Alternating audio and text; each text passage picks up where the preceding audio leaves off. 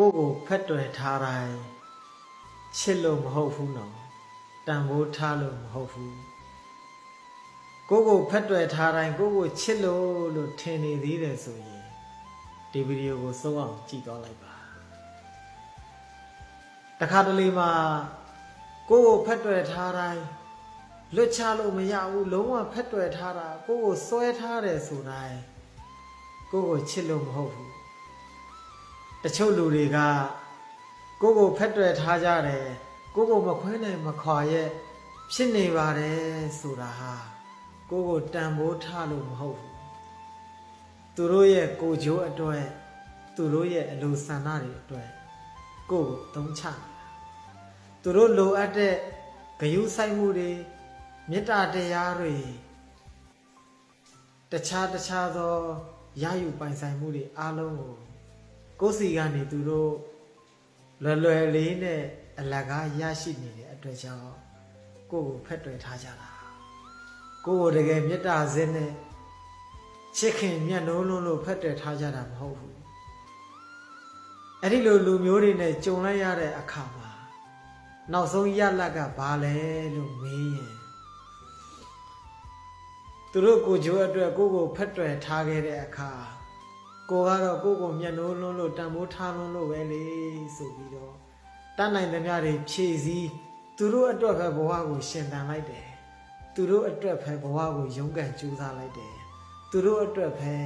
ရည်မှန်းချက်တွေကိုချထားခဲ့တယ်ကိုအတွက်ဆိုတာတောင်ဘာမျှော်လင့်ချက်မှမရှိတော့အဲ့ဒါနဲ့ပဲအဲ့ဒီလိုလူမျိုးတွေကြောင့်ကိုယ့်ရဲ့အနာဂတ်ဟာပျောက်ဆုံးသွားရတတ်တယ်ဒါဟာဘာနဖူးတိုက်တူးကျင်တဲ့လူမျိုးတွေသူတို့ကိုချိုးအတွက်ကိုကိုဖက်တွယ်ထားတဲ့လူတွေနဲ့တွေ့မိခဲ့တဲ့လူတိုင်းအဲ့ဒီဒုက္ခအဲ့ဒီတောကအဲ့ဒီဝေဒနာကိုခံစားကြရတယ်အခုကြည့်နေတဲ့ဓမ္မမိတ်ဆွေတို့ရောခံစားမှုကြရလားခံစားမှုကြတဲ့လူတွေများမယ်လို့ထင်ပါတယ်ဘာကြောင့်လဲလို့ဆိုရင်အခုနောက်ပိုင်းခေတ်ကလိုချင်မှုတဏှာလောဘအသုံးချခြင်းနဲ့တဏှာလောဘတွေအတွက်ကိုခေါင်းစဉ်ပြောင်းပြီးတော့ချစ်ချင်းမေတ္တာပါလို့အတုအယောင်